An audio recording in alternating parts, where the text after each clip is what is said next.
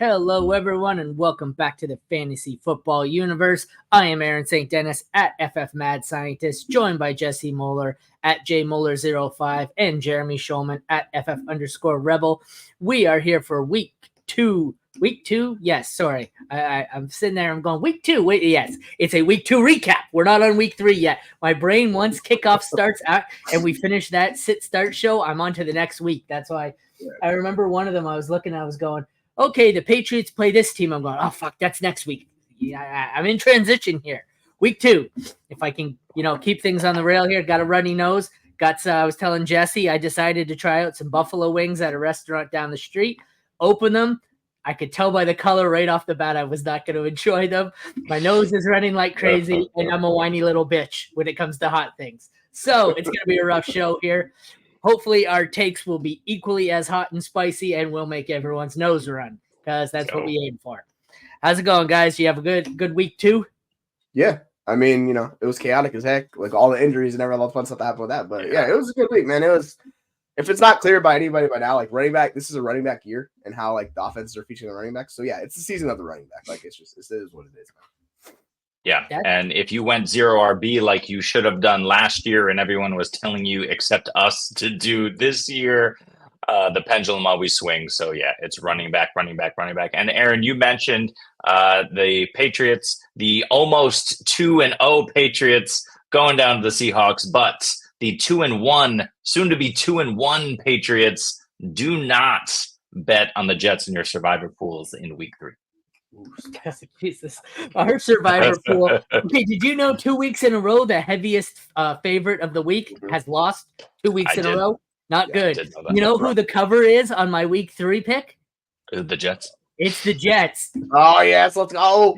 Gonna go 0 for 3. So you brought up a good point though. I forget what it was. Maybe it was FFT. That's pretty much the only one I listen to at work. They were saying that this is how it works. They have the expected points, blah, blah, blah, the EP or EVA or whatever the hell it is, where it swings so much in favor of, the way to the most efficient way to gain yards in the NFL is receiving. It was receiving. It was passing. And, and at some point, it just swings back. And now we're getting to the point where it's all on the ground game. And that's what you're seeing. Because these coaches, it's all about, doing the old, who's the Chargers coach? Was it Staley, the number cruncher who was fired? Yeah. Basically, a lot of it comes down to that, and it's whatever's going to be most efficient. Like we've even seen with the dynamic kickoff rule, where a lot of teams, everyone thought it was going to be, the average field position here or there. We've had like twice as many touchbacks as we did last year because teams have learned, even if I give it up at the 30, it's better than giving it up at my own 30. So they've just said, fuck it, and we're taking the 30-yard line here. So the NFL, they do what's by the numbers, and they will just give up on shit. So, yes, it was a good year for all my robust running back teams. Having said that, a few of them haven't worked out so well because a couple of those running backs have been the first round or two of players in general has been a fucking nightmare. They've been hurt. They've been terrible, just fucking brutal. So it's a mess out there. Hopefully everyone gets through it. So let's recap some of these week 2 matchups now that I've gone on my little fucking rant. We got to go way back in the way back machine all the way to Thursday night. It feels like this game happened last season. Buffalo 31, Miami 10. Tua got absolutely destroyed by Damar Hamlin in a turn of irony. Tua claims he's not retiring and is going to come back. I doubt that's going to be anytime soon. I was saying what Jesse was saying on Twitter earlier, that I assume it's Skylar Thompson for this week or the upcoming week. They've also added Tyler Huntley. Either way, this kind of scares me for the pass catchers. But what was a big takeaway from this game? The quarterbacks across the board kind of sucked. So to see Josh Allen with 12 points and Tua with 11 wasn't great. Achane and Cook were both steals. They both put up 32 points. The passing game was dead for both teams. What did you guys take away here from Bills at Dolphins? Well, I mean, just look at the completion attempts. Allen only threw 19 passes. We're seeing teams just pass less across the board, and then Tua got injured, so it was only 25 attempts. But yeah, they featured the run heavily, and the difference from James Cook this year to last year is getting goal line carries and getting touchdowns. That's the main differentiator. And I know everyone's talking about Ray Davis, but they clearly like James Cook, and he's going to be featured. the interesting thing on the flip side is and is like quote unquote like pushing RB1 status with his usage, even with Tua like being out for an extended period of time, more than likely. Like he's the safest option because he's not as dependent as Tyreek Hill and Jalen Waddle. So like moving forward, I'm gonna have Devon Achane the highest ranked of the Miami players until that situation gets figured out, which is crazy to say, but like that's where we're at. Like he's literally like a top 5 player in fantasy for me based on his usage. Like I'm all aboard the Devon Achane train. Yep. I'll go on the flip side of that and talk about a player who was great in week 1, Josh Allen, the QB1 in week 1 on just 23 attempts. We know he loves to run the football. He had 2 passing TDs in week 1 and then 2 rushing TDs on top. This week, same amount of usage, but did not get it done on the ground, was the QB 26. Depending on which scoring you're using, but pretty terrible. Went from about 30-ish points to about 10-ish points. Again, depending on scoring. He was still great. He still carried the team just in terms of being a leader on the field. But those fantasy points are fluctuating. And this was the concern about Josh Allen being the QB1, was the fact that sometimes these weapons won't show up. Keon Coleman just absolutely disappeared in this one.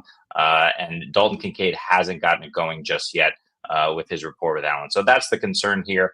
On the other side with the Dolphins, my concern about them is the fact that, obviously Tua is gone, but even with Tua there, they only scored, 20 points? Was it 17 or 20 points in week 1 with the win over the Jags? Not a great defense. The Bills have looked good on D, but only 10 points here. And Tua was around for 2.5, almost 3 quarters. So yeah, the offense is still struggling. It's going to struggle, and it may continue to struggle when Tua comes back. Yeah, I am sorry, go ahead. Oh no, I was just saying it's the injury different. Like the 3 turnovers is what changed the game. So like Buffalo didn't have to do anything at that point. If Miami could have kept pace, then yeah, like Allen probably does get to 20 plus. But this game was over basically like halftime, and so it's like, yeah, all right, we're just gonna take it easy. We're just gonna count on the run and do that. So it's just sometimes game scripts kills you. I don't know. I think what I'm about to say, I'm pretty sure is going to be consensus across the board, but I'm out on Josh Allen now. He can never finish QB1 again until Derek Carr retires. Dude, Jesus, that offensive coordinator is cooking. He's Trade absolutely Josh Allen cooking. for Derek Carr everywhere you can. Oh, that's the best. The best edition of the offseason was the Saints offensive coordinator. Good Lord, what a difference. Yeah. Okay, so also don't do that. We'll get to don't do that. We'll get to that game later, but that was something I was thinking. Is he the greatest offensive coordinator ever? Because it's the same players, but okay, so the interesting thing here is on both teams, the pass catchers were not great. We expect that on Buffalo. I'm more worried about Dalton Kincaid. Doesn't seem to be doing a whole lot. And on the Dolphins, the pass catchers, I know we said we're safe with both the running backs here.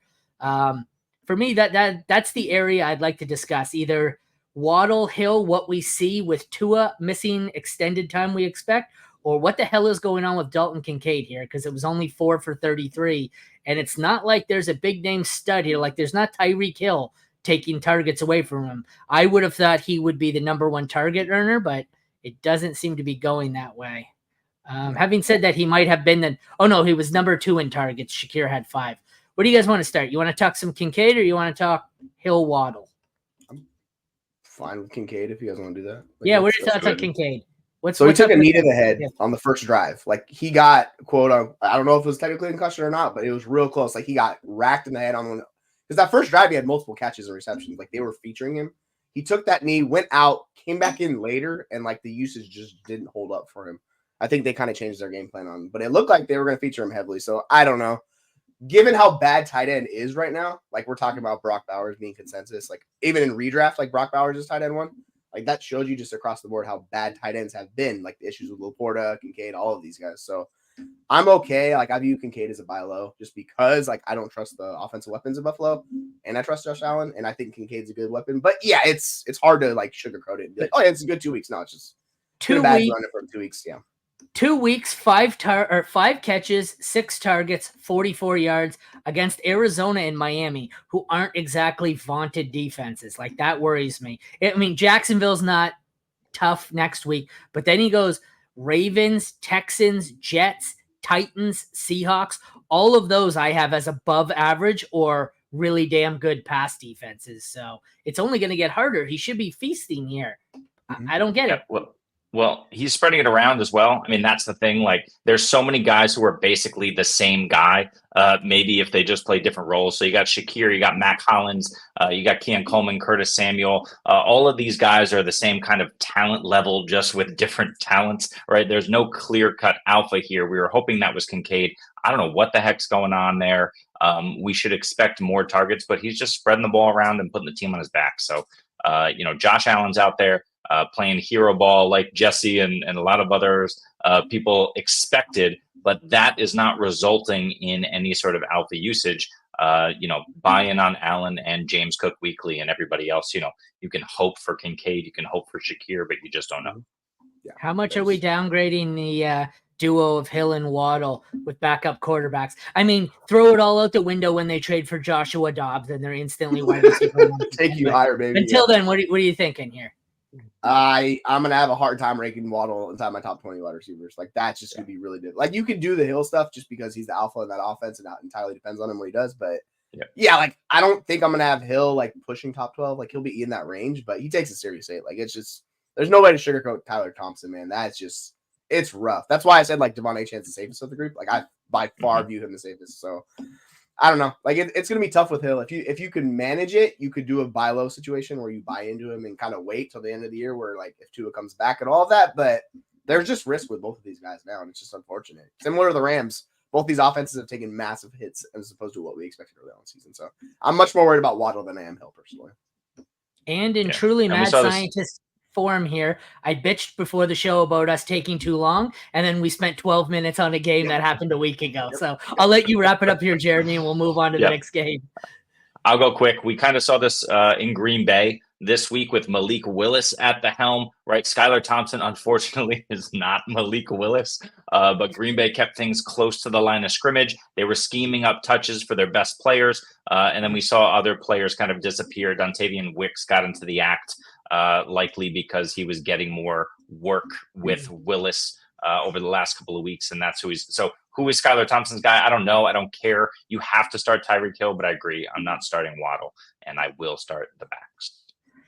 Moving on, we've got the Raiders 26-23 over the Ravens. Nobody's seen that coming, so we've got a couple of topics we could cover. We'll breeze through it all. We continue 2 more quarterbacks here who don't break 20. Derrick Henry was not great, but he managed to have 18 fantasy points, 84 yards and a touchdown. The Raiders' backfield is a mess.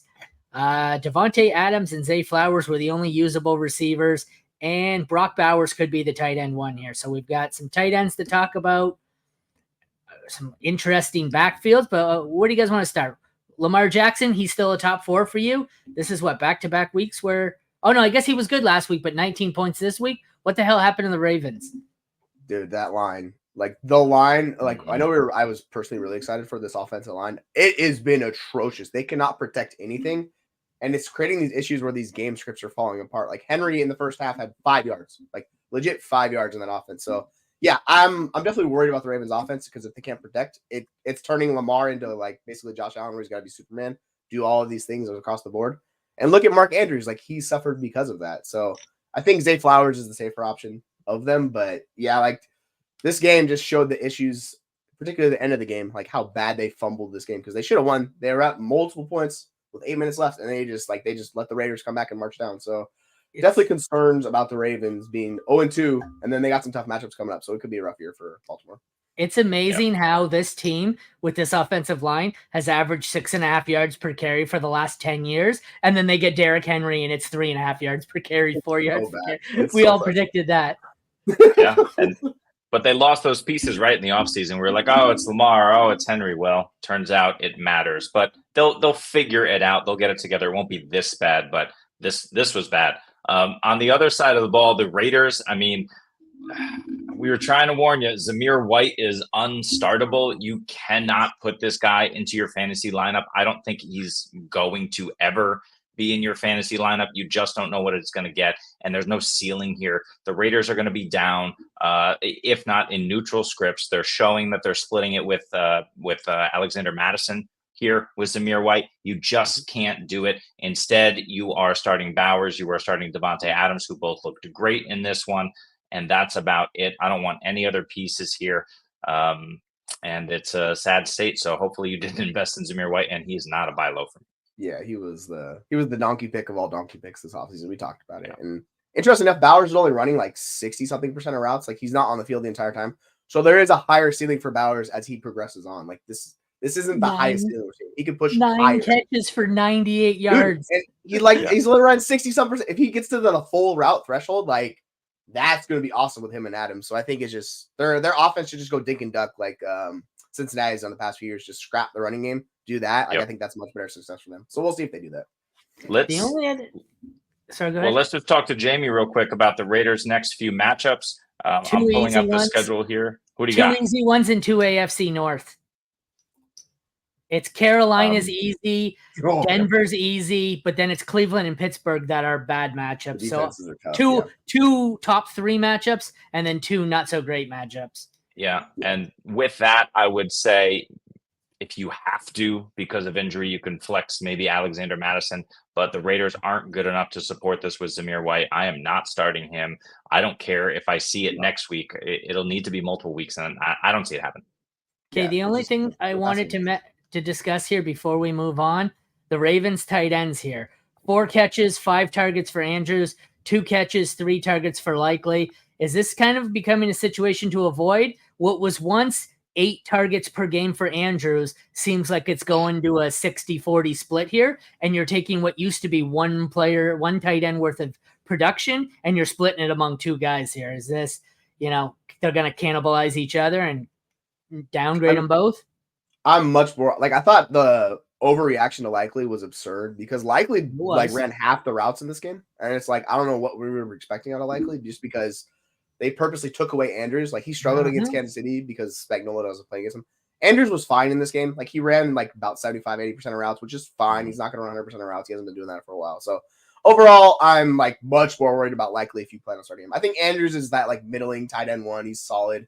They just kind of have to fix the issues and he can get back up into the high end. But if we're talking about the tight ends, like give me Brock Bowers. I will massively take Brock Bowers over like Mark Andrews at this point, just because the difference between them is night and day. He's a matchup nightmare, Brock Bowers. Oh yeah. All right, next up we have the Los Angeles Chargers 26-3 over the Carolina Panthers. God, the Panthers suck. 2 more quarterbacks here who don't top 20 points. Herbert had 16. J.K. Dobbins goes off 131 yards and a touchdown.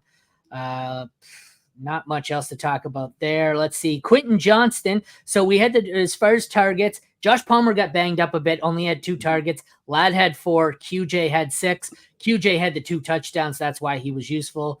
So then the tight ends were useless. So I don't know. What do we want to discuss? The receivers here I think are worth talking about, and Herbert. What the hell is wrong with Herbert?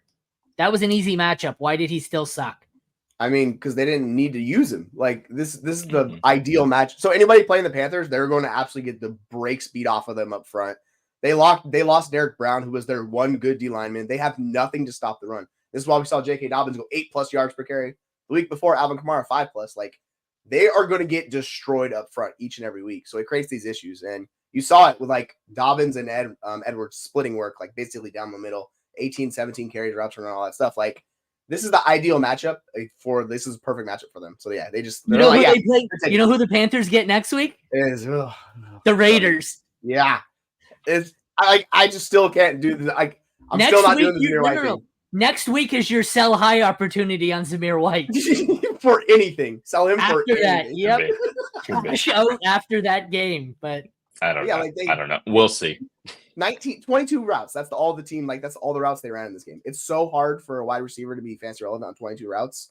Like you just can't do much of anything. So you need the QJ 2 touchdowns. Like that's what you need. Otherwise, it's like, if you don't have to pass, that's just how it goes sometimes. Yeah. The one thing I will say about QJ is he's seen 5 and 6 targets in back-to-back games right now. He's not going to catch 2 touchdowns every single game. He's not going to be the wide receiver 9 overall. It's not happening. But, he could be a serviceable flex guy in the future if he continues to get those 5-6 targets a game. I just monitor him. I'm not starting him right now, but that's something I'd like to see. The other thing is, yes, JK and Gus are splitting carries down the middle, but Dobbins is twice as efficient. So it's Dobbins all the way there for me. And then on the Panthers side, Chuba was 10 carries for 64 yards. So he's at least one sort of bright spot there. If they decide to kind of hand him the ball a little bit more, maybe he works it a little bit more. But I think it's the answer is not Chuba Hubbard. The answer is Jonathan Brooks. When he comes back, if he can get things rolling, the talent is there. Yeah, I don't think QJ is fake at all. I said this after last week. This is how these pass catchers are going to operate. Mm-hmm. All three of them, of McConkey, Palmer, and QJ, are going to get 5 or 6 targets a game. 2 of them are going to suck. 1 of them is going to score. That's what's going to happen. It's going to go on all season long. They all kind of suck. Nothing really else worth talking here. These teams, I think, both suck. Yeah, someone had to win this, but we knew this with Harbaugh's offense, right? Like in Roman, like they're not going to pass a lot. So this is the difficult nature for them this year. These guys, like if you can get the wide receiver 1 in the offense, sure. It's just going to be so up and down. We don't know. It's just difficult. Next up, we've got the Saints 44, the Cowboys 19. We had a hell of a performance here from quarterback Jesus, no longer Captain Guyliner. Nice. I guess I was wrong. 243 yards and 2 touchdowns. Not sure why that came out to so many points. That's not all that impressive a stat line, but a couple of long bombs here. Dak was also pretty decent. He had 21 points, 293 yards, but only 1 touchdown. So both quarterbacks were solid. Alvin Kamara had 95 touchdowns. So that's something to talk about. The split here between Dowdle and Zeke has seemed to have rendered both of them as nothing better than a desperation flex. CeeDee Lamb was good. Chris Olave wasn't really good. Rashid Shaheed, that's 2 weeks in a row where he's the Saints' number one receiver, and the tight ends didn't do a whole lot of anything. Schoonmaker actually was a decent stream there. He had 6 for 43, which doesn't sound like much, but 13.5 points for the tight end is actually impressive. So I think for me, the most, I don't expect Carr to keep performing this way. Kamara's obviously not going to put up 4 touchdowns a game. The most interesting thing for me, what the hell is the deal here with Shaheed and Olave? Shaheed's a real player. Mm-hmm. Shaheed has shown that he's a legit real player who's basically the wide receiver 2 in this offense, who gives you this massive explosive element. Like you put him in motion, and this is the thing with Kubiak, what he's done. He's brought the most amount of motion in the NFL to the Saints, and it's opened up this offense where these guys are just making massive plays. And Olave missed out. He 1 yard. He almost had a touchdown too. But I want to start both these wide receivers. The offense is going to be very good. Shalee's going to be the top 30 wide receiver. Olave's probably top 15, top 20. I like both these guys a lot. The offense, man, it's going to cook. And Kamara's going to be a top 5 running back. It's crazy to say, but yeah, the Saints offense is going to be fun this year because they beat the brakes off of Dallas. It was shocking. I was like, wow, that's what I expect from the Cowboys. They just did it. They were highly efficient too. Carr only 16 passes, so everybody had 25 yards per reception. It was ridiculous over there, and they did it against a Mike Zimmer offense, right? So, or defense rather. So that's what's more surprising to me. On the other side, Dak Prescott is no longer facing bad defenses like he was for the entirety of 2023, especially in the back half. So this is who Dak is with just one weapon. However, I will say the rushing game is in shambles. Dalvin Cook is not going to help this rushing game. What I would do is go ahead and put a flyer out, nothing serious, but a flyer out on Jalen Tolbert. He worked well ahead of everyone else as the number 2 target. He had 6 receptions and a really nice contested catch. If he can continue that and build upon that, granted, Cooks is cooked. He was 2 for 19 or something in this game. So go out and look for Tolbert. I wouldn't spend the farm, but I would definitely spend a couple of fab bucks on him and try and get him on the end of my bench. Yeah, they're playing Deuce Vaughn. It's rough at running back when you're playing Deuce Vaughn. It's a nightmare. Since Shaheed became basically a full-time receiver in week 15 of last season, he's outscored Olave 90-55. That's concerning. Good one. It's not just a 1-week trend. It's 6 or 7 weeks now. And that aligns with the exact, I don't know the exact stat. I'd have to bring it up, but Derek Carr has been, what was the exact stat? I'm drawing a blank here. Derek Carr had been a QB1 in 6 straight games. And it is. It's a top 10 QB in 6 straight games. And those are the six games in which Shaheed has played more than 70% of snaps. So Shaheed and what was it? Is it Clint Kubiak? I always want to say Gary, but it's Clint, right? Kubiak. It's the same weapons as last year. Why couldn't this offense scored 6 points a game last year and they're scoring 40 and a half? Is he just the greatest coordinator ever? I mean, it reminds me of the Lions getting Ben Johnson and how that changed their offense completely, like what he was able to do. But like Carr was at a 9% touchdown rate, 9.9. So this game, he was at 12.5% touchdown rate. So it actually went up over that time span. I'm like, dude, this offense is just shooting fireworks left and right. It's just fun. I love seeing it. They scored on the first 16 possessions of the season, either a touchdown or a field goal. I don't know how long that went. Like, I don't know. I didn't catch the end of that game. So if maybe they had a 3-and-out or they didn't score at the end. But last I checked, when I turned it off, it was 16 straight drives. That's insane. Paging all general managers, draft an offensive tackle in the first round. Dude, they kept him clean. I don't know how the Saints are keeping them clean. That's the crazy thing. Their tackles are trash, and he's staying upright and healthy. It's wild. They got a brand new first round tackle. Hey, that's true. They got one of them. All right. Tampa Bay 20, Detroit 16. Jared Goff with not a great performance here. Baker was pretty solid. So I guess we can talk about how good Baker is. How bad Rachaad White is. I know he left with a bit of an injury. Once again, we have both Lions who are splitting, but somehow are both probably top 10 fantasy running backs. St. Brown, we have two solid receivers on each team in this one. Godwin and Evans were both pretty good. Godwin was awesome. St. Brown and JMO were both awesome, and the tight ends all sucked. So what do we want to talk about? Were we worried about Laporta? How high are we on Mayfield? There's a lot to talk about here. Running backs, receivers. There's a little bit of everything. Give us. I will. Well, let me talk about Laporta real quick because I wrote about him in my overreaction article this morning. I think it's what everyone's going to be talking about, and the answer is yes. Be worried. Be very worried. The only thing that might save him here is Amon-Ra taking a week or two to kind of heal up from whatever injury he had limping around the field last week. He's not the type of guy to do that. If he can go out there and play, he's probably going to play. But 19 targets from him is not going to happen. He'll hover around like 14 targets. 19 is a little bit excessive. But Jameson Williams is for real. There's no chance you're getting him off of any fantasy managers. But you need to sell Sam Laporta after a good game because he's just not being used. He was the 6th target on this team last week, behind David Montgomery and Khalif Raymond, tied with Tim Patrick, who was signed to the team a few weeks ago and saw his first game action for the Lions this week. It's just a sad state of affairs, and you're hoping he busts out here and there, but it's going to be very sporadic for him. He is in trouble for fantasy. I did read your article, and at this point, if you own Laporta, you send out an offer for Brock Bowers, you're getting to go fuck yourself in reply. No, right? You have to 100%. You need to buy somebody, like switch positions because it's going to be really difficult. Okay, here's two struggling ones. Are you Laporta, Kincaid? Okay, throw Pitts in. Laporta, Kincaid, Pitts. Which, and I want Laporta, I think still. I don't. I don't either. It's not there for the situation. It's a toss-up between, like, the whole thing with Pitts is Cousins could tank that offense. Like, Cousins has the potential to fucking tank. So they all have issues. I'll say with Laporta, this is why I was so high on Jameson Williams coming out, and then he just dive bombed, and I was like, fuck this guy. But the fact is, like, you have Laporta or you have a 4-3 matchup nightmare on the outside. Who are you going to throw to as an offense? Like, it just makes sense to go to Jameson Williams, right? Because of what he can do. But it's very similar with him. Then? Yeah, I mean, I'd take Pitts. I'd take Pitts and just go with it and see. I'd take both. So Laporta's the lowest of the three?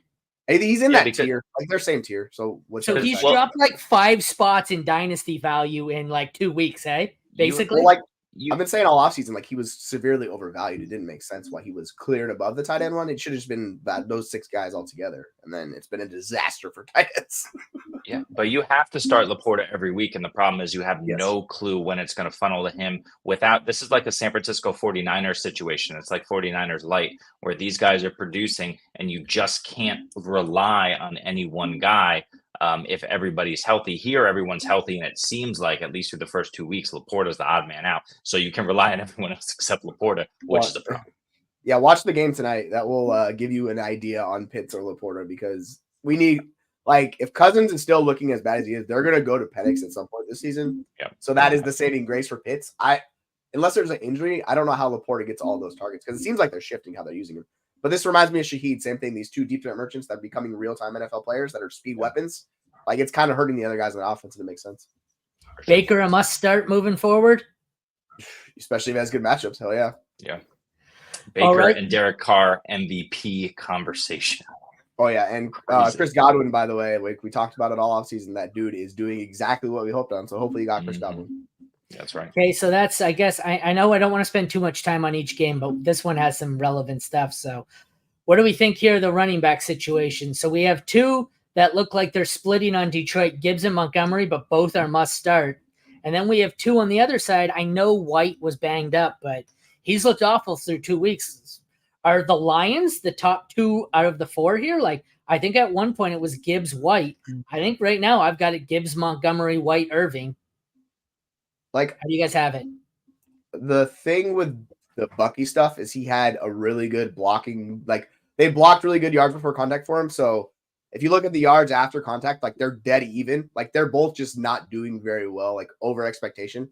So I think the Bucky stuff's a little bit like overblown. Like, people are like, oh, he's going to take the job. The thing is, White's still a good pass catcher. So until that changes, I don't see how Bucky really carves out a massive role. And we saw week one, they only went to Bucky when they had a big lead down the stretch, and then it kind of shifted. Before that, it was heavily White. So I'm not super worried about White. But yeah, if you want to go Monty in like a good matchup, you can go Monty over White. That doesn't bother me. But I'll still have Gibbs, White, Monty, and then Irving. Like, Irving's going to be a distant fourth for me. Yeah, but it is really close between White and Monty for sure. Next few games for the Bucs is Broncos, Eagles, Falcons, Saints, Ravens, Falcons. So it's not exactly easy sledding. White does get bailed out by the pass catching, and Baker has been awesome. So that's really his saving grace there. If Monty doesn't score, it could be a problem. Okay, this game will end it with the wide receivers here. We have what? A wide receiver 1 in St. Brown and 3 wide receiver 2s. Godwin, Evans, JMO. Maybe JMO's a 3. What do you guys have? Excuse me. I think you can put JMO inside the top 30. Similar to Shaheed, they're both inside top 30. Godwin's going to be like a borderline wide receiver 2, depending on the matchup. And like, I still like Mike Evans. I still like, they're pretty close to rankings. They'll usually be like 14 and 16 in that range for me for most weeks, I would say. The one thing I'll say about Godwin is he's received 8 targets both weeks. He's been a wide receiver 1 both weeks. He's borderline wide receiver 1 for me. So I think, Amon-Ra, you still got to go with him, but it's Amon-Ra, Godwin, Evans, and then JMO is close. He's like a back end wide receiver 2. So they're all cooking. Yeah, 100%. Yep. Seems like JMO's been the biggest riser and Laporta's the biggest faller. And I imagine the two are related. We'll move on here. Packers 16, Colts 10. What a mess this was. Malik Willis, 122 yards and a touchdown. Anthony Richardson, not much better. Threw for more yards, but 3 interceptions. He continues that Will Levis YOLO ball.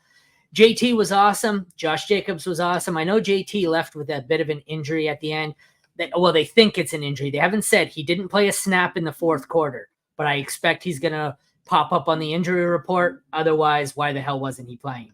The wide receivers on both teams, I guess, between Pierce, Pittman, Mitchell, and Downs when he comes back, or Wicks, Dobbs, Reed, whoever the hell else they've got over there. Both teams seem to be playing revolving door at wide receiver for who's useful, and neither team has done much at tight end. We have a whole lot of, like, aside from 2 running backs who are probably going to be low-end RB1s here, we didn't have a whole lot of excitement anywhere. It's kind of a bunch of messy, like, Alec Pierce caught a touchdown.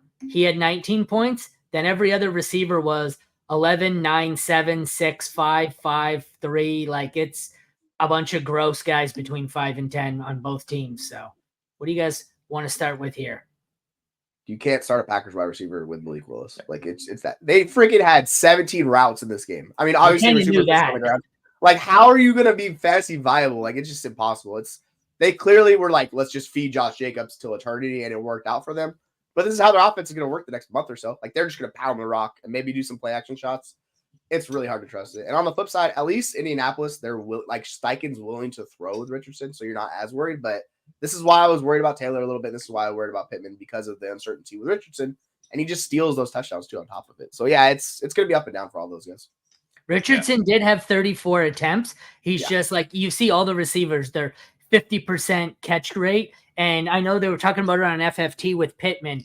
Pittman had, let me bring up 3 catches on 7 targets. 1 was a bad drop. The other 3 were just flat out misses. So it seems like this is what it's going to be. This team, JT's a different story, but Richardson in this offense, they're going to have times where he's going to connect on these YOLO balls, and then he's going to go 17 for 34 like he did today. So I think this passing offense of the Colts is going to be up and down, whereas the Packers are just going to be down until Jordan Love gets back. Sorry, go ahead, Jeremy. Yeah, and Richardson, I don't think he's a great passer of the football, but there were some big-time drops, especially JT with a couple of them. So, the wide receivers need to be better, but Anthony Richardson needs to be better. They had every opportunity to win this game. However, LaFleur is no dummy. He knows they needed to run the crap out of the ball. They did that. Josh Jacobs will not be getting 32 carries a game going forward. Marshawn Lloyd was injured in the middle of this game, so expect him to work in once he's healthy. But even with his 32 carries, 151 yards is great, but he didn't score because it's really difficult for this team to move the ball. So Josh Jacobs isn't really someone I'm clamoring to get or shove into my lineups. And I don't think, I'm not sure who's next week for the Pack. Maybe you can tell me, Aaron, but, it's not going to be the just average Indianapolis Colts run defense. And then right? Minnesota. Tennessee, Minnesota, those 2 defenses have been flying around, especially this week. So I think you can run on Tennessee. But I don't know. See, I feel a little bit differently. I get that he didn't score, but I really like Josh Jacobs here. As long as Malik Willis is out, I think he's a volume monster. And you're right. He lacks touchdown upside, but he's still going to have 25 carries a game with Malik Willis out. Yeah, he's going to be a volume-dependent RB2 until Love comes back. And then he jumps into like that borderline mid-range RB1. But like he's fine. You can play him. Like I'm not super worried about him. But I don't think you're right. I don't think the upside's there where he's going to be like the RB1.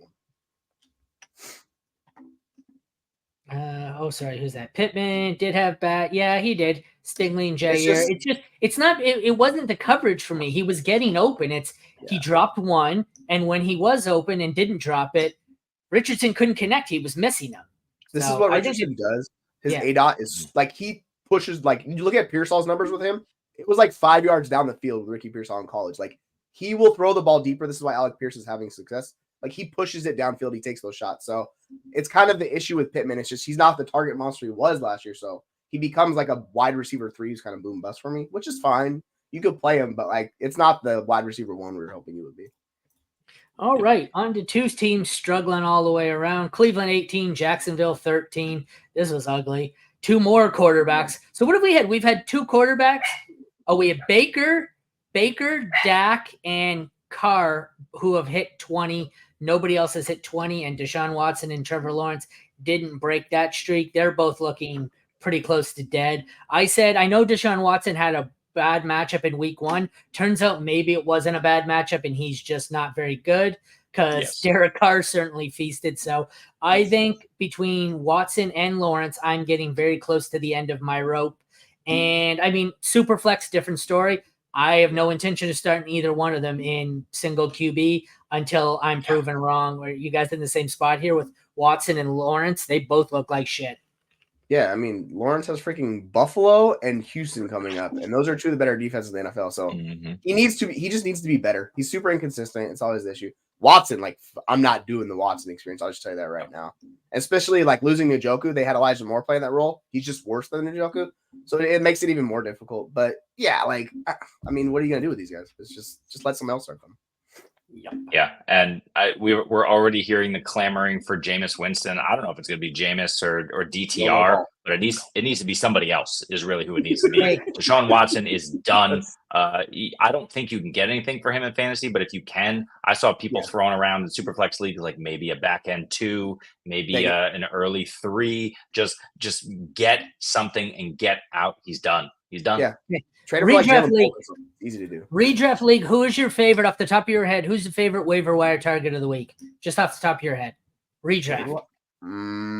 I mean, if Shaheed's available, he would fucking be it, but I don't think he is. I'm trying to look I'm at thinking more like Carson Steele, Jalen Naylor is what I'm at right now. Oh gosh. If Addison's out, I'm fine going Naylor. I mean, you could do Steele if you want. Okay, but my point was, if you have either of these two in a single QB league as your QB2, are you willing to drop either of them for your favorite waiver wire target? Yes. Yep. Yeah. Are you dropping either of them for Derek Carr, even though it could be a mirage? Yes. Okay. I'll chase that offense than the upside it presents. Like, okay. Agree. I'm more into Lawrence than I am Watson, to tell the truth, though. So I'll be more willing to see it out. All right, Ford. It was interesting here. He was heavily outcarried by Deonta Foreman. I'm not sure why, because he was much better. That's a concerning situation. Yeah. ETN got all the work. I don't really think there's much to talk about there. I know Bigsby, did he not play or did he just not get a touch? Oh, he left early. That's what it was. Yeah, he got hurt. He left early, so I guess we're not too worried about ETN now. The receivers here, there was a whole lot of average, but with this, like Watson, 186 yards passing, Lawrence, 220. So it's not like Justin Fields level, but Judy, Cooper were both like Judy was all right. Cooper was bad. BTJ was okay. Gabe Davis was bad. Christian Kirk had -1 yard. Okay, so let's start there. BTJ now the one on this team, and Christian Kirk -1 yard receiving. That's not good. It's they're very they went into vertical offense. That's what they're doing. So yeah, like this is why I've been on BTJ. Like they missed a couple things with Lawrence, but he still had the deep bomb he caught. So he set it up with 94 yards, but like they rotated him out a little bit. But yeah, like he's the ceiling player of this offense if you're going to chase any one of those guys to me. Yeah. Brian Thomas Jr., my biggest miss of the offseason. He's him, just go ahead and invest in him as much as you want. Gabe Davis is still getting targets over Christian Kirk. It seems silly to me, but here we are. Kirk is unplayable. On the other side of the ball, Amari Cooper is one of the biggest concerns that I have going forward. We're going to see a quarterback change. We're going to see them try and pound the rock more. I think it's why we saw Foreman. They just need someone else integrated into this rush offense so they can run more. Thankfully here they were up ahead so they could kind of just throw Foreman to the wolves. He's not good, but at least it keeps Jerome Ford fresh, and he looked explosive when he was running the ball. Yeah, it is a little concerning because if he's not getting all that usage in that offense, like it's really hard to play him. He's like a running back 3 that's boom bust, and you just need the touchdowns or a ton of receptions. So he needs the game scripts, and then it's tough. It's just tough for him, unfortunately. Amari Cooper. I trust him more than. Yeah, I'm fine with Cooper. Like of all those offensive weapons they got there, Cooper, particularly with Njoku out, like Cooper is the only one I will start because he got the targets and everything like that. But yeah, it's harder with Watson, man. It's just unfortunate. So yeah, if they bring in Winston, I'd actually be really happy for Cooper. I think that could work for him. All right.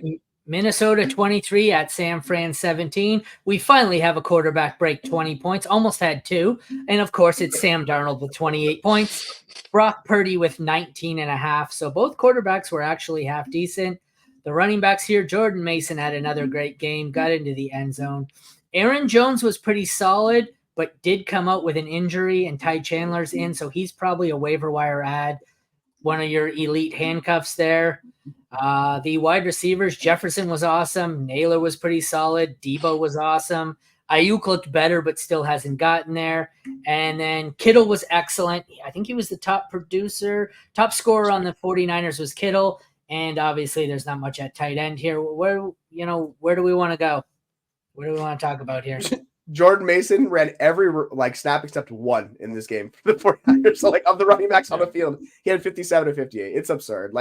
He's an RB1 until McCaffrey comes out. He's just awesome, dude. I love it. Yeah. It's so much fun. Yeah, and they couldn't run Debo. It just didn't work with him, but he still went 8 for 110 through the air. So you just can't stop this guy from producing fantasy points. And especially with McCaffrey out, I don't care if Mason is in there crushing. Debo should be getting a ton of work. So yeah. I think they said Mason's the first guy since last week to go over 60 yards against Frazier's defense.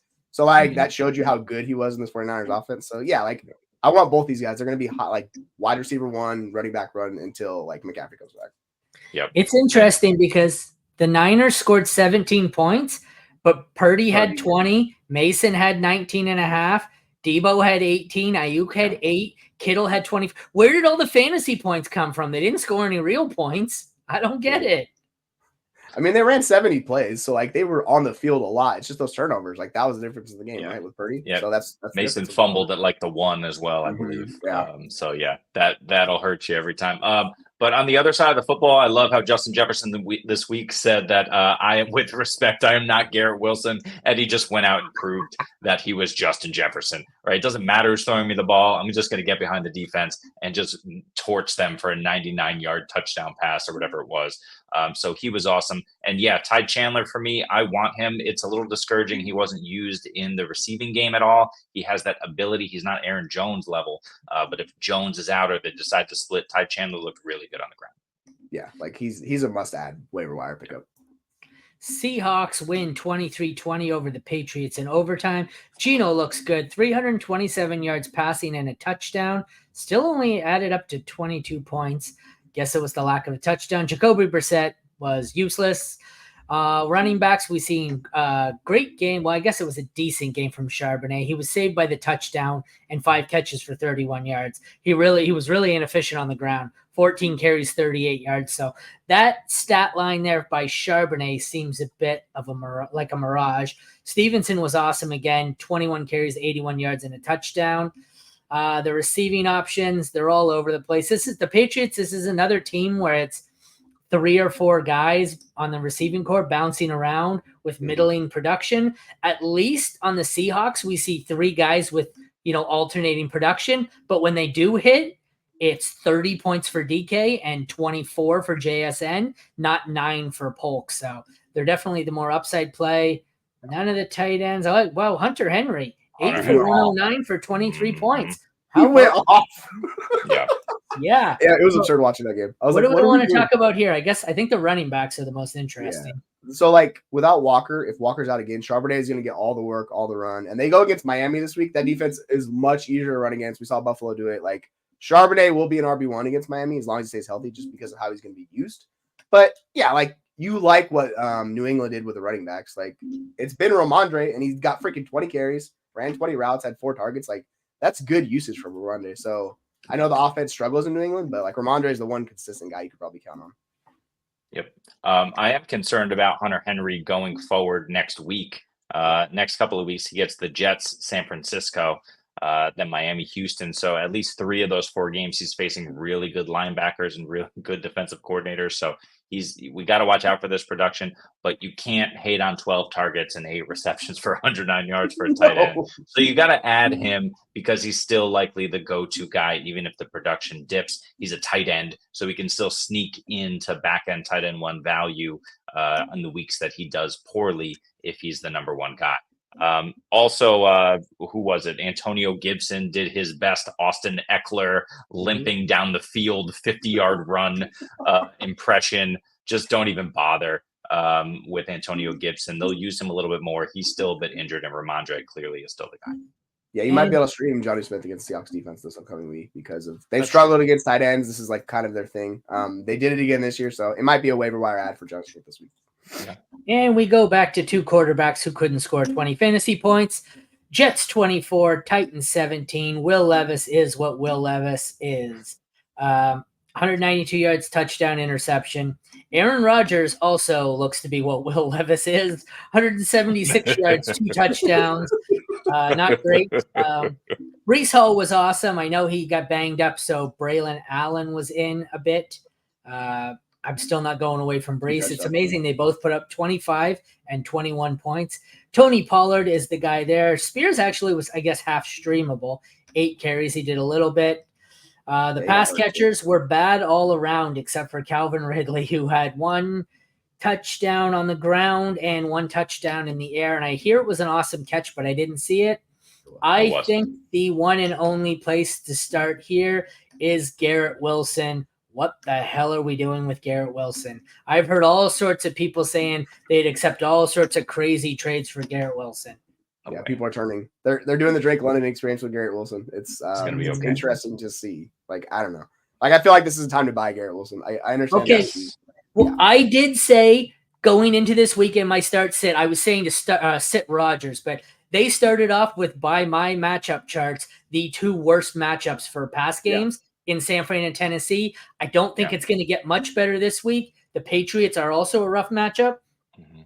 After that, they get the Broncos. So week 4 is a get right spot there. Yeah, it's just as long as Surtain doesn't shadow Wilson, which he might. It might be a rough month. Let's just say that. Like you just kind of have Yeah. to. If you have Wilson, you kind of have to manage it unless you get like some valuable player where the addition's there. Like you can't get Nico Collins for him anymore. Like you could try that, but people would be like, "You're crazy. It's not gonna happen." So yeah, it's kind of hard to like sell Wilson at this point. I'm just gonna ride it out and hope it gets better. And it gets better. I just want to say it gets better for Wilson the second half of the season, starting at about week 10, really week 9 if you want to count Houston, just because they're going to torch the Jets on offense and have to keep up. But Arizona, Indy, Seattle, Miami, Jacksonville, the Rams, Miami again. It doesn't look terrible for Wilson the second half, and Rodgers should be close to 100%. Yeah. I'm assuming these are 2 more quarterbacks that we have firmly behind both Derek Carr and Baker Mayfield. What a fucking scary sentence that is. Yeah, Tennessee should be 2-0. If they had a decent quarterback play, they'd be 2-0 right now. Their defense has been really good. It's just the offense has been a disaster when they needed it. Speaking of before we speak of disasters, I'm just thinking of I keep forgetting it because it's Mason Rudolph. We're going to see him start a game, and we're going to see him start a game probably at the end of October. So Will Levis is done. He needs to get this sorted. I don't see how he gets this sorted in the next couple of weeks unless he just has a complete mental turnaround. We're already calling for Bryce Young's head. We have to be calling for Levis's head.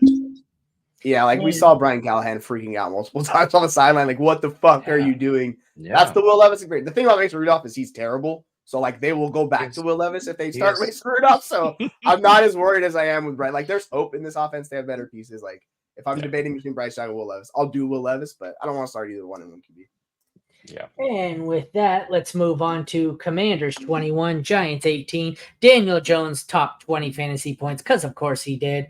Jaden Daniels didn't do much. 226 yards, didn't turn the ball over. He just didn't score. Added in 44 rushing yards, so that seems like a really low total. I would have expected more. Brian Robinson was pretty good again here, 133 yards. Eckler was actually better than he's been. Devin Singletary was pretty solid as well. Lost the fumble. That hurt his total.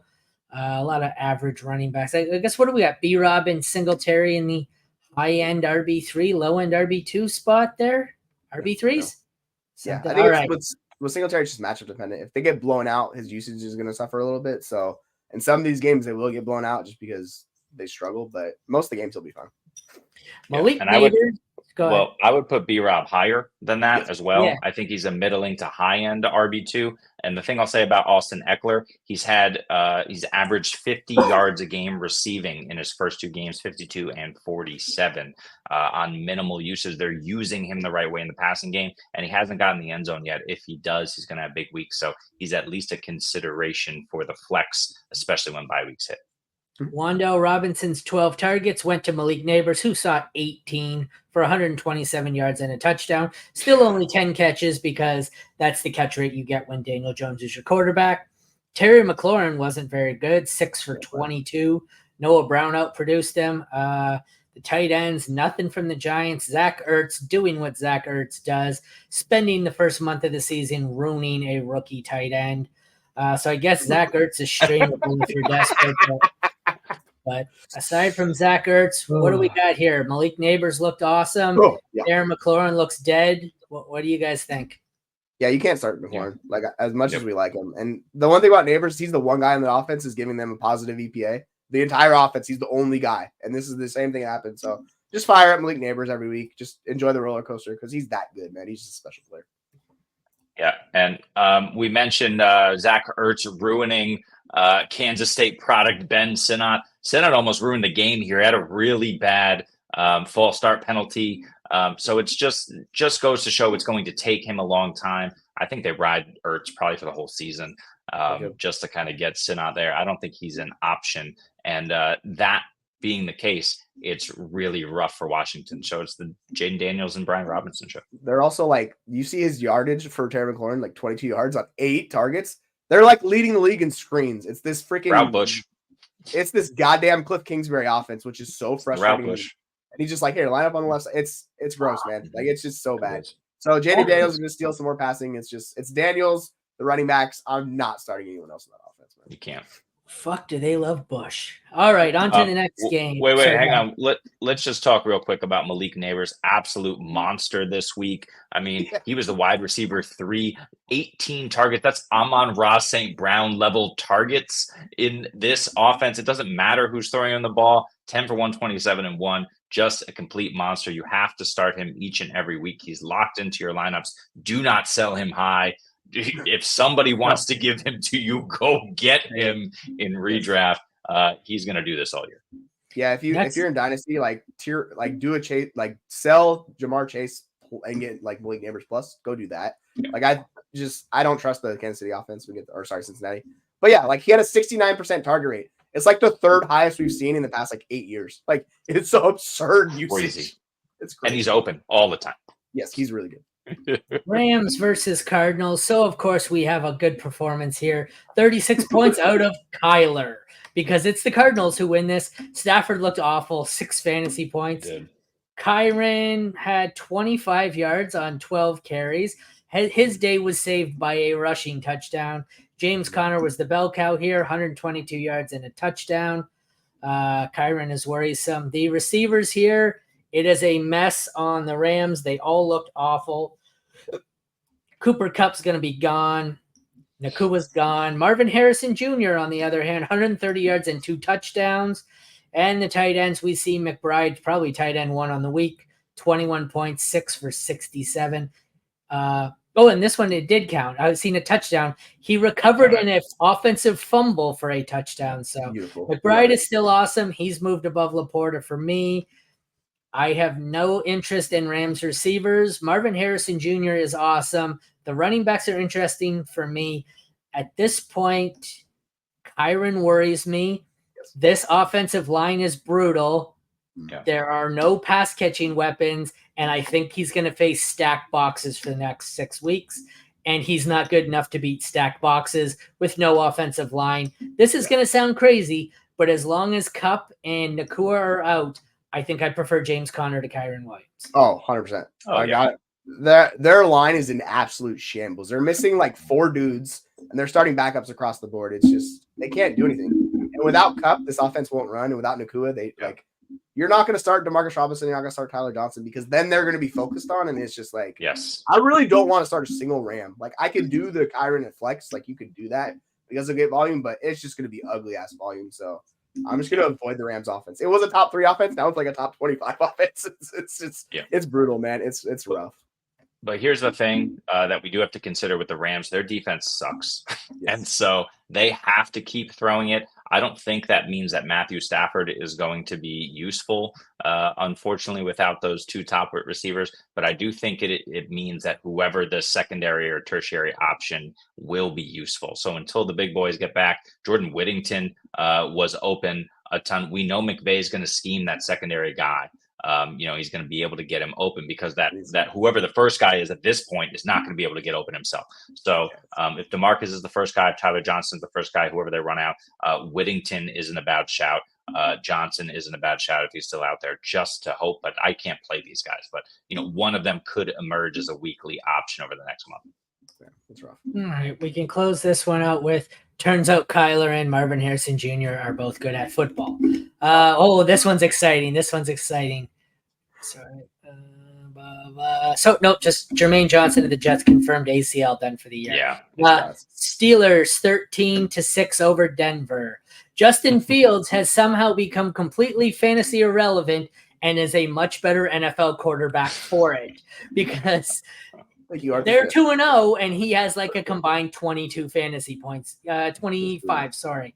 So he was bad. Bo Nix was still somehow worse because at least Justin Fields doesn't throw fucking interceptions. And actually, they had the same amount of rushing yards. Both quarterbacks are now firmly in the probably not starting even in Superflex territory. The running backs also equally ugly. We have the Steelers who had Najee getting 2-1 carries over Jaylen Warren. They both put up 9 points. Not great. Javonte Williams led the Broncos. He was flexible, I guess. Mainly it was because of 5 catches for 48 yards. The fucking receivers are ugly. Josh Reynolds was the leading receiver in the game with 4 catches for 93 yards. Cortland Sutton, 1 for 26. George Pickens, 2 for 29. Pat Freiermuth was the leading Steeler with 4 for 39. Good God, this fucking game is horrifying. There's not a stat. Javonte Williams put up 13 fantasy points. Sorry, Josh Reynolds is the leading fantasy point getter with 14 points. Is there anyone? This is gonna be a real easy game to sum up. Moving forward, is there anyone you'd like to start on either team? George Pickens as a 3, maybe? He got kind of screwed in this game. He missed a touchdown because of penalty. He got 2 DPIs on like 90 yards. Like, there's a scenario where Pickens like hits 100 yards and does okay in this game. Yep. It didn't work out. Like, he's the one guy I trust. Like, with week 1, Najee took over the backfield. They split it down the middle in week 2, where Jalen Warren's running more routes. The snaps were dead even. Dude, the thing about Smith is he's just keeping close to the vest, and their defense is good enough they're going to win games, but it's going to be ugly as hell. And I don't know what Sean Payton's doing over there. We were excited about those running backs. Can't do a damn thing because they have no wide receivers. So good luck to these offenses this year. It's gross, man. Yeah. Turns out it was mostly Drew Brees. Yeah, of course it was. I have 2 things to say about this game. Number 1, no, you can't say Arthur Smith managed to Arthur Smith the Steelers in 2 weeks. No, I don't. Najee, I will start on volume alone and hope he falls into the end zone. Warren, I'll flex him if I have to. But the other thing I want to say about this game is, I don't know if you looked at the week 3 matchups, but we get a tasty Steelers versus Chargers week 3 showdown. That is going to be atrocious. Don't watch it. And don't start anybody either. I'm closing my eyes. I'm not watching that. That's going to be the ugliest football game we've seen in 20 years. It's going to be so gross. Our second last game was slightly more high scoring. 26-25 KC over, so I should say the referees over Cincinnati. We had Burrow put up 21 and Mahomes put up 20. Both guys were usable. Isaiah Pacheco was awesome. He has a broken leg and is going to miss time. Carson Steele is probably my most added player this week. Well, he's going to be. I put in asininely high waiver bids on him. I liked him. I think he's the guy. It could be the Italian stallion, Samaje Perini, but I'm going with Steele here. Bengals side, it was all Zach Moss. He wasn't particularly great. 12 carries, 34 yards. Even worse for Chase Brown, who only had 4 carries. The receivers, Rashee Rice, as I said, he had the bulk of the volume here and the touchdown. He was the best on either team. Xavier Worthy, we said this all week. Based on his role, he's going to have some ups and his downs. He did not connect with a long bomb this week, so he wasn't very good. Jamar Chase had 4 for 35 and was fighting teammates on the sideline, so that's a bonus. Andre Yoshivas had a good output today. 15 fantasy points on 2 touchdowns, 2 catches for 7 yards. Gonna assume he's the goal line target there. Mike Evans, baby. And the tight ends, we had Gesicki put up 7 for 91 for Gesicki. Travis Kelce, 1 for 5. So what the hell is wrong with Travis Kelce? They don't need him. Like, I think with the injury to Pacheco, I'm thinking they're going to involve him a little bit more because as much as we like to talk about these running backs, it's going to be a split. You don't know how it's going to shake out. Maybe Steele gets more receiving work, but I think it's going to be P. Ryan's going to be the receiving back. Yep. Steele's going to be the grinder back, and it's kind of just going to be like, can he get a touchdown? If not, I don't know. So hopefully it just revolves around Kelce getting more usage in this offense. But they don't need him. So they're going to keep him cool, just let him run a few routes, get him through targets. But overall, it just seems like he's not a focal point of his offense anymore. Yeah, I totally agree with that. And it's sad, but true. You know who else they don't need? They don't need Jamar Chase because he's covered all the time with T. Higgins not out there. And the only other person left to throw to is Mike Gesicki, 7 for 91. Do not chase that. That will not happen again. Eric All was out there a ton. Drew Sample was out there a ton. Tanner Hudson was out of this game. He'll be out there a ton when he's healthy. So you cannot chase Mike Gesicki. Don't do it. That said, tight end is ugly. So, I'm not sure you're going to start next week, but please don't let it be Mike Gesicki. If they can consolidate into one tight end, that guy would be the tight end one because he would be. I will say stash Eric All because they're raving about Eric All, but and he looked good. Yeah, it is what it is. You know what it is. Ooh, In Dynasty, if I have Rashee Rice, what would I have to include with him to get to Jamar Chase? I only ask because I don't think it's as much as it used to be. Nope. I know it's not a 1-for-1, I don't think, but it's getting to where it's not as much on the +1. Like, I would see what's the plus you could get on Rice. Like, the same thing with Nico Collins, like, same type of thing. Like, I would be like, all right, give me a 1 on top, and I'll give you Jamar Chase. Like, I'll do that. I don't think I'd give up Rashee in a 1 for Jamar Chase. I don't know. He's got such name casting. I tested out because I think that's a really good deal. Yeah, I wouldn't either. Yeah. Like, I would just ride it out with these guys because they're roll. And with no Hollywood Brown coming back on that, and like T. Higgins being who knows what the hell's going on with T. Higgins, it's just like, yeah. Agreed. But yeah, this is where you can make the money in Dynasty right now. Was off of these guys. Give Flowers, Charbonnet, McBride, receive Waddle, Stevenson, Laporta. I think the tight ends are a wash. I prefer Stevenson and I prefer Waddle. I want the Waddle, Stevenson, Laporta. Oh, I didn't even see Goddard. Give me the Waddle side.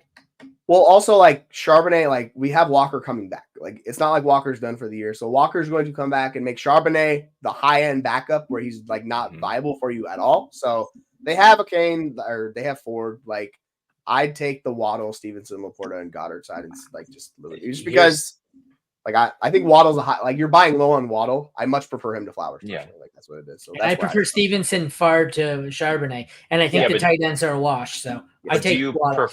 Do you prefer Waddle to Flowers rest of this season? Yes. Is the real question. I do. In half PPR, I don't know. Look, I know Waddle can bust it out, but like, who is that quarterback? What is it going to look like? They're going to lean on the backs. Is Tua coming back? Like, I just think it's a little too crazy for me. I agree. The rest of it is nice, but giving up Flowers and just getting Waddle, I don't know. Is this a dynasty question or a redraft? That's my question. If this is dynasty, I'll take the Laporta side. It really depends if you McBride is a massive upgrade. I think that's what it comes down to. But you're not starting these guys, right? So you're just looking for. Look, I get it. I would imagine it's dynasty, and if it's dynasty, give me the Waddle side. And redraft, you could talk me into the Charbonnet side, but like, you're going to be losing Charbonnet here in like a week or two. Like, Walker's not out in an extended period of time, so that's my whole thing with him. So it's a very short window you get him for. So like, you have to be okay just getting the 2 weeks, putting him back on the bench. So all right, you guys. Let's close this out. Houston 19, Chicago 13. I think the Bears are an interesting buy low. I said this all off season. This many new offensive weapons, they're going to take some time to gel together. Caleb Williams sucked. Well, you know what? He's playing against professional DBs, not the fucking Pac-12 anymore. It's going to take some time for him to realize, shit, maybe I can't make these throws anymore and force them. CJ Stroud also wasn't very good. Joe Mixon, not very efficient. Did he leave for injury? Why did he only have 9 carries? Yeah, he got his ankle rolled up on. It was like kind of a hip drop tackle. Good. Yeah, so he might miss some time. So I don't know who you're going to pick up on that backfield. Maybe it's Akers, even though he fumbled and kind of got hurt too, I think. So it's not Dameon Pierce, I'll tell you that much. It's not Dameon Pierce. It's Nico season. Yeah, for real. Garagumba Wale behind him. But so none of them were good. So Khalil Herbert was the highest scoring running back, and that was because he scored a touchdown. Swift had 14 carries for 18 yards. Good fucking Lord. The receivers, these are 2 teams where it's been one awesome guy and 2 each week. So we had Nico and DJ Moore were awesome. Adunze and Diggs were meh. And then we had Dell was crappy, and Carter was the meh guy because Keenan Allen was out. And then the tight ends, not much to see. Dalton Schultz was okay. Cade Stover was on for a few plays and looked like he had potential. Cole Kmet 4 for 27. Like, there's not a lot here. It's kind of what we thought it was. They're both kind of messy offenses that are not consolidated. The Texans obviously have a much higher ceiling, but neither offense looked great this week. What do you guys think all around? So, interesting enough, Caleb Williams against the Blitz had the lowest ever recorded passer rating in the next-gen stats era. Like, it was abysmal. So, these first 2 games for Caleb Williams have gone about as bad as you could possibly imagine. Like, he's been really, really bad. I put out a tweet earlier. I said he's masquerading as 2021 Trevor Lawrence. That's what he's trying to do right now. So, we'll see if it gets better. It should. But this is the Shane Waldron stuff people were talking about. They're kind of frustrated. So, we'll see if it gets better. It should. They have too good of offense. And on the flip side, it's like Like I talked about Nico Collins, you can start the conversation dynasty wide receiver 4 for him. That's how valuable he is. Like he's incredible. Connected to CJ Stroud, like he's the one here, right? In this offense, he's the easy Yes. one. It's not It's close. not even close. Yeah, it's not even close. Yeah, it's him. Like Dale dropped a 60-yard touchdown pass, so like, or there was something that happened where he had a touchdown and this didn't count. I didn't see it. So yeah, Dale's boom bust. His foot was out, I think, wasn't it? Yeah, something like that. He just missed it for some reason. Look, Shane Waldron sucks. We saw it in action last year. We're seeing it again in action this year. I don't know how this gets fixed. I think, there's too many weapons to go around. We saw Komet get a few. We saw Everett get a few. We're spreading the ball around. Caleb is doing his best, but he doesn't have a whole lot of guidance. And the Chicago defense is very good. They've proven that over the last 2 weeks. So especially on the back end. So I don't know that we need to have a tremendous offense here. And that sucks for fantasy when you have the combo of a good defense and an offense that doesn't need to do a ton. They're not doing it in the running game, but, hopefully we were hoping DJ Moore could come through. This was his day to do it, and he just didn't. So really disappointing on the Bears end. I'm not sure it gets much better. On the other end, the Texans, they're going to be good. Nico looked good, but I think the guy to bet on is either Tank or Diggs. Those guys you have already bet on, so there's really nothing else to do here. You're just plugging them in and more confident with them now with Mixon out for a week or two or whatever. Or at least I'd say like with the rookies and all the rookies that the Bears are focused on with Caleb and Rome, like it's going to take them more towards the second half here. They get comfortable. But to your point, like the Texans look like the number one contender to the Chiefs in like the AFC. Like that's the team that looks like it. Their division sucks. All the other teams are 0-2. No one's going to compete with them. So yeah, it's going to be fun to watch them. Like Stroud's him. Like it's a lot of fun, man. I finished second overall last year, Jamie, but I can't beat Leo because Leo does this for a living. And this is with the exception of tax season, this is all Leo does. And he's a maniac. And I have a job and a kid and I can't put nearly as much time. I've seen his projections and his formula. He's fucking way deeper. So I'm happy with 3. I'd like to work my way up to 2 again. But the irony of it is, it doesn't matter because if you don't finish first, all you get is a top 5 anyway. So I was comparing the fucking, there it is, the thing on the wall. I got top 5. That should say number 2 overall. It doesn't. It says top 5 because that's all they give you. So, all right. I guess that concludes our week 2 recap. Man, did we go long. That happened. So check back tomorrow at noon where we're going to do the week 3 waiver wire. Thank you all for tuning in. Take care. We'll see you tomorrow.